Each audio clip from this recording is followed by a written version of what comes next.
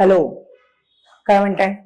आपण online लेक्चरला regular आता भेटतोच, पण नवीन टॉपिक स्टार्ट करणार आहोत आपण.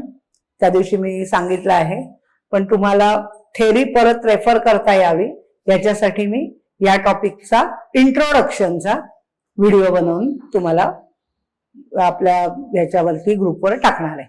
ओके, आपण टॉपिक स्टार्ट करतो. Topic number 7, bill of exchange. आता बिल ऑफ एक्सचेंज हे काय आहे?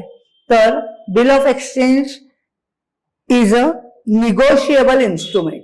निगोशिएबल इन्स्ट्रुमेंटचा अर्थ काय? जे ट्रान्सफरेबल आहे, निगोशिएट करता येतं.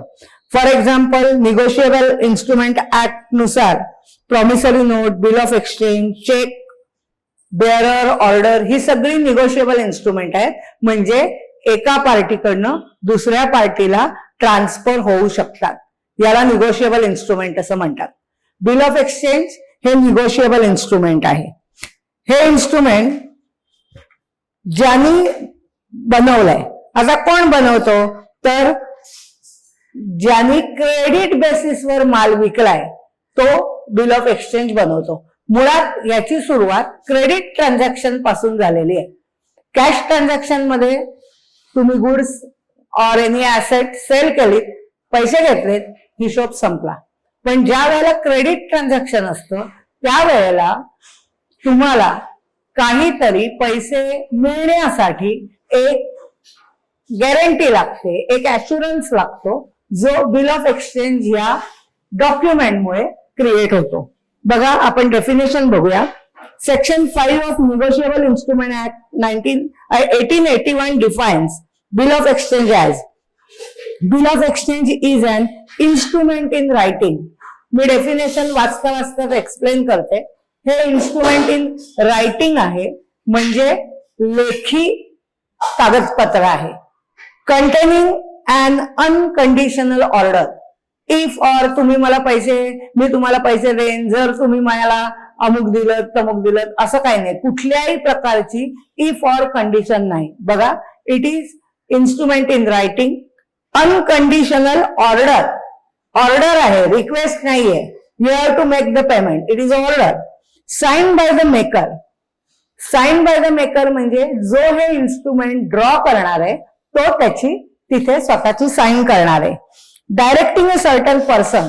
या इन्स्ट्रुमेंट थ्रू तो विशिष्ट माणसाला डायरेक्ट करतोय, अप्रोच होतोय आणि त्याला सांगतोय to pay a certain sum of money only. विशिष्ट अमाऊंट, स्पेसिफिक अमाऊंट, मनाला येईल तेवढी, कमी जास्त नाही. जे तुमचं ट्रान्झॅक्शन घडलंय, जे तुमचं अग्रीमेंट आहे, अकॉर्डिंगली स्पेसिफिक अमाऊंट तुम्ही पे करा to the that person or to the order of certain person or bearer of the instrument. म्हणजे मला द्या, और मी सांगेन त्या दुसऱ्या माणसाला द्या, और bearer of the instrument, जो हे इन्स्ट्रुमेंट म्हणजे हे कागदपत्र प्रोड्यूस करेल, तुमच्या समोर देईल, त्याला द्या. प्रेझेंट करेल, त्याला ठरलेल्या अमाऊंटचे पैसे द्या. एक टाईपनी हे डेटर्सच स्पेसिफाय केलेले आहेत आणि तुम्हाला त्याच्यामध्ये क्रेडिट पिरियड दिलेला आहे. डेटर्सच्या बाबतीत कसं आहे, इयर आफ्टर इयर आपण बॅलन्स शीटला डेटर्स फॉरवर्ड करतो. इथे बिल ऑफ एक्सचेंज ह्या इन्स्ट्रुमेंट थ्रू क्रेडिट पिरियड किती आहे हा रिस्ट्रिक्ट केलेला आहे आणि तुम्हाला अकॉर्डिंगली त्याचे पैसे द्यायचे. ओके, डेफिनेशन तुम्हाला कळली असेल. करेक्ट. आपले डेफिनेशन परत एकदा बघा, मी रिवाइज करते, वाचते. Section 5 of the Negotiable Instrument Act 1881 defines bill of exchange as a bill of exchange is an instrument in writing containing an unconditional order signed by the maker directing a certain person to pay certain sum of money only to or to the order of a certain person or to the bearer of the instrument.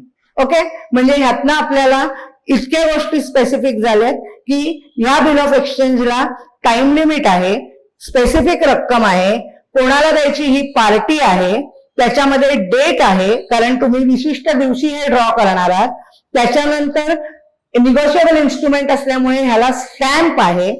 त्याच्यानंतर महत्वाची गोष्ट, The person who sold goods on credit basis, that is a creditor, he draws a bill of exchange. After drawing the bill of exchange, he is called as a drawer, and that bill is called as a draft. But that bill, that is bill of exchange, must be accepted by the buyer, that is drawee. After acceptance, this become bill of exchange, which can put in the court as a proof. लक्षात घ्या. Okay. मग आता या bill of exchange मध्ये 3 parties असतात. There are 3 parties in bill of exchange.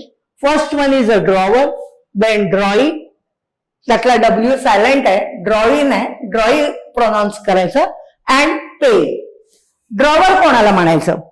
Drawer is a person who draws or the makes the bill and sign on it. He is a creditor who is entitled to receive the money from debtor.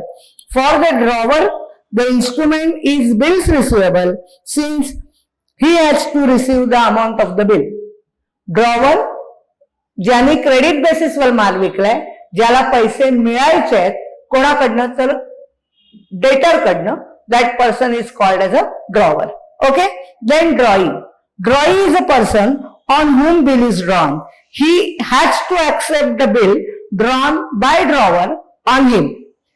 He is a debtor and he has to make the payment of the bill to the creditor. Drawee, for the drawee, instrument is bills payable. ज्याला पैसे मिळणार आहेत त्याच्या point of view bills receivable, जो पैसे देणार आहे त्याच्या point of view bills payable. He has to make the payment of the bill to the drawer or specified person, that is another person. Payee. Payee is a person to whom bill is made payable. Payee हा असा माणूस आहे ज्याला बिलाचे पैसे द्यायचे, म्हणजेच either तो ड्रॉवर असेल और ड्रॉवरनी ते बिल तिसऱ्या पार्टीला एंडॉर्स केलं असेल as a negotiable instrument. Endorse means transfer. ते तिसऱ्या पार्टीला ट्रान्सफर केलं असेल तर ती तिसरी पार्टी पेयी असेल. पेयी ही अशी व्यक्ती आहे और असं पर्सन आहे ज्याला बिलाचे पैसे देणार आहेत. आयदर तो ड्रॉवर असेल किंवा third party to whom drawer has endorse the bill, that is endorser and endorsee. बोर्डवरती मी तुम्हाला एक रिलेशनशिप दाखवलेली आहे. सगळ्यात पहिल्या प्रथम हे क्रेडिट ट्रान्झॅक्शन आहे.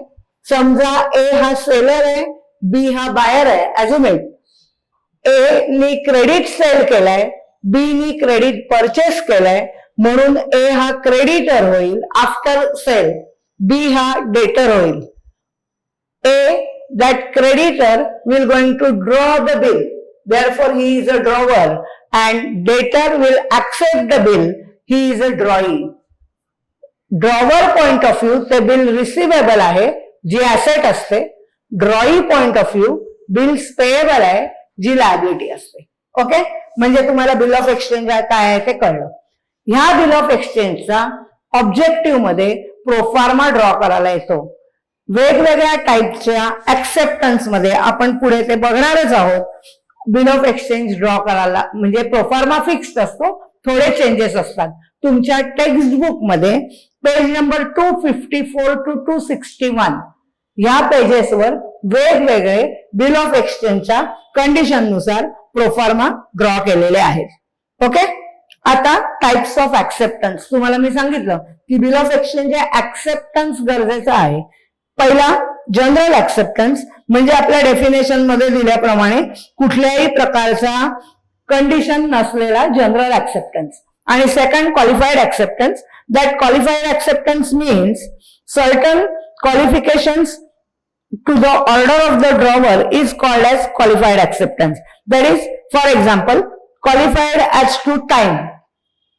त्याच्यामध्ये स्पेसिफिक टाइम दिलेला आहे. The drawee has to accept the bill subject to change in the tenure or the term of the bill known as qualified acceptance as to time. Then place, amount, parties. That is, drawee is not ready to pay the amount of the bill to the payee named in the bill. It is called as qualified acceptance to party, and any other condition, that is qualified acceptance to condition. आता आपल्याला bill of exchange म्हणजे काय हे लक्षात आलं. Bill of exchange working चालू करताना काही टर्म्स बघणं गरजेचं आहे. काही टर्म्स बघणं गरजेचं आहे म्हणजे काय, तर बिल ऑफ एक्सचेंज हे निगोशिएबल इन्स्ट्रुमेंट आहे, तुम्हाला कळलं. त्याच्यामध्ये एक डेट आहे, टाइम फिक्स केलेला आहे, म्हणजे 2 months after the date pay to me or my order like this, की 2 महिने 3 महिने हा टाइम फिक्स केलेला आहे. बिल ऑफ एक्सचेंज मध्ये आपल्याला ड्यू डेट काढायची असते. आता ड्यू डेट म्हणजे काय, तर बिल ऑफ एक्सचेंजची ड्यू डेट ही date of bill plus credit period plus 3 days grace अशी असते. बघा मी तुमच्यासाठी इथे एक फॉर्म्युला ड्रॉ करते. ड्यू डेट और मॅच्युरिटी डेट, फॉर्म्युला बघा काय आहे, कॅल्क्युलेशन करायचंय. Date of acceptance plus credit period plus grace days. जे ग्रेस डेज 3 असतात. फॉर एक्झाम्पल बिल समजा 10 जानेवारीला ड्रॉ केलं आणि ड्रॉईने ते 12 जानेवारीला ऍक्सेप्ट केलं. You will going to start your work with 12 जानेवारी. 12 जानेवारीला हे बिल ऍक्सेप्ट केलं. या बिलाला क्रेडिट पिरियड 2 महिन्याचा आहे. मग डेट ऑफ ऍक्सेप्टन्स 12 जानेवारी प्लस 2 months 12 जानेवारीच्या पुढे फेब्रुवारी आणि मार्च म्हणजे 12 मार्च हा 2 months ऍड करून आलेला period plus 3 days grace 13, 14, 15. 15 March ही या बिलाची ड्यू डेट होईल, मॅच्युरिटी डेट होईल. याचा अर्थ 15 मार्चला ड्रॉईने ड्रॉवरला किंवा थर्ड पार्टी ज्याला मेन्शन केलं असेल त्याला बिलाचे पैसे द्यायचे आहेत. ह्याच्यामध्ये ड्यू डेट ही कन्सेप्ट अतिशय महत्वाची आहे. इथे एक लक्षात ठेवायचं, पब्लिक हॉलिडे, गव्हर्नमेंट हॉलिडे हे जर असतील, फॉर एक्झाम्पल 15 ऑगस्टला ड्यू डेट आली तर त्या बिलाचं पेमेंट 14 ऑगस्टला होईल. 26 जानेवारी असेल 25 जानेवारी. लक्षात ठेवा, 1 day prior for public holiday for that bill. Due date, if that due date fell on government holiday or public holiday, then 1 day before that date. Okay, आता आपण अजून काही इम्पॉर्टंट गोष्टी बघूया याच्याशी रिलेटेड. पहिली गोष्ट, बिलाला ट्रेड बिल असायला पाहिजे. ट्रेड बिल म्हणजे क्रेडिट ट्रान्झॅक्शन. ट्रेड म्हणजे buying and selling. That trade bill means a bill of exchange which is drawn by a creditor on his debtor with valuable condition known as trade bill. It is the bill drawn and accepted for genuine trade transaction. ज्या व्यवहाराला कायद्याने मान्यता आहे अशा trading transaction साठी, trading credit transaction साठी bill of exchange draw होणार आहे. अनदर कन्सेप्ट जो आता तुमच्या 12th सिलेबस मध्ये नाही, accommodation bill. Accommodation bill which has been drawn for mutual financial accommodation of the both parties known as accommodation of bill. म्हणजे हे ट्रेड बिल नसतं. इथे एक पार्टी स्वतःच without credit sale and purchase drawer बनतो, तो दुसऱ्यावर बिल ड्रॉ करतो. ते बिल ऍक्सेप्ट करून झाल्यावर बँकेत प्रोड्यूस करतात. बँकेतनं ते डिस्काउंटिंग केलं जातं आणि मग बिलाचे पैसे दोघं मिळून त्यांच्या टर्म्स नुसार वाटून घेतात. मॅच्युरिटी डेटला दोघंही आपापला हिस्सा ऍड करतात आणि बँकेमध्ये हे पैसे प्रोड्यूस करतात आणि बिल ऑनर्ड करतात. 12th तुमच्या ह्या सिलेबसमध्ये अकोमोडेशन बिल इन्क्लूड केलेलं नाहीये. This is only the type of the bill of exchange which I have explain. Inland bill, inland bill मध्ये दोन्ही पार्टीज ही सेम कंट्रीची असते. वेअर ॲज फॉरेन बिल ज्याच्यामध्ये एक पार्टी होम कंट्री आणि दुसरी पार्टी फॉरेन कंट्रीची असते. फॉर एक्झाम्पल, तुमच्या bill drawn in India and made payable in Australia, Japan, America, तर त्या केसमध्ये ते फॉरेन बिल होईल. Okay. Then after the date, after the date bill is payable on fixed date. The due date of the bill is calculated from the date of drawing. Grace period for 3 days are allowed on this bill. And after sight means the due date of the bill is calculated after acceptance and grace period is allowed according to that. Me board वरती जो तुम्हाला formula दाखवलाय तो after साइटचा आहे. Generally after site हे calculation मध्ये घेतलं जातं. देन आता आपल्याला बघायचंय ट्रीटमेंट ऑफ बिल. आपण सेपरेट त्याचे क्वेश्चन करणारच आहोत, पण ट्रीटमेंट ऑफ बिल बघताना बिल ऑफ एक्सचेंज 4 वेगवेगळ्या प्रकारात वापरता येऊ शकतं. That is bill of exchange can be used as follow. Me 4 group केलेत. Number 1, 2, 3, 4. First one is bill drawn retain till due date. म्हणजे सेलरनी क्रेडिट बेसिसवर माल विकलाय, बायरनी तो खरेदी केलाय. सेलर बिल ड्रॉ करणार, बायर ते ऍक्सेप्ट करणार, म्हणजेच ते ड्रॉवर ड्रॉई बनणार आणि आता मगाशी सांगितलेल्या कॅल्क्युलेशन प्रमाणे ड्यू डेटला ते बिल, ऍक्सेप्टेड बिल ड्रॉवर स्वतःकडे ठेवणार. ड्यू डेटला ड्रॉई ड्रॉवरला बिलाचे पैसे देणार. That is called bill honoured. आणि जर हे बिलाचे पैसे दिले नाहीत तर bill dishonoured. Bill honoured means bill is made payable on due date और maturity date. And bill dishonoured means drawee didn't pay the bill amount, that is he refused to make the payment. He is not in a position to make the payment of the bill. It is called dishonored of bill. Like check, आपण check bounce झाला कसं म्हणतो तसं. Second, bill discounted with bank. लक्षात घ्या, ही additional facility बँकेने दिली आहे. तुम्ही ओसी मध्ये सर्व्हिसेस ऑफ बँक बघितलेला आहे, त्याच्यामध्ये बिल डिस्काउंटिंग ही एक ऍडिशनल सर्व्हिस आहे. बिल डिस्काउंटिंग ही अशी फॅसिलिटी आहे जी ड्रॉवरला आहे, ज्यामध्ये accepted bill, after acceptance of the bill by drawer take the bill and produce to the bank and bank will give the money immediately, less amount that after deducting discount and he drawer will get the money immediately.